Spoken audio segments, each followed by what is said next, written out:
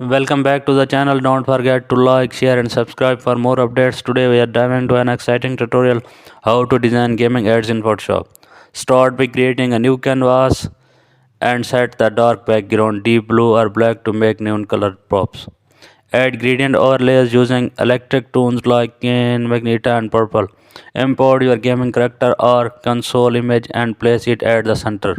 Using the pen tool or shape tool to create glowing lines and circuits around the subjects.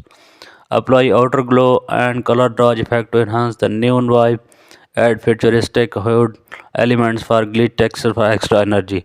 Insert the game title or brand logo using bold techno fonts like Newport. Apply gradient overlays and neon outer glow to the text.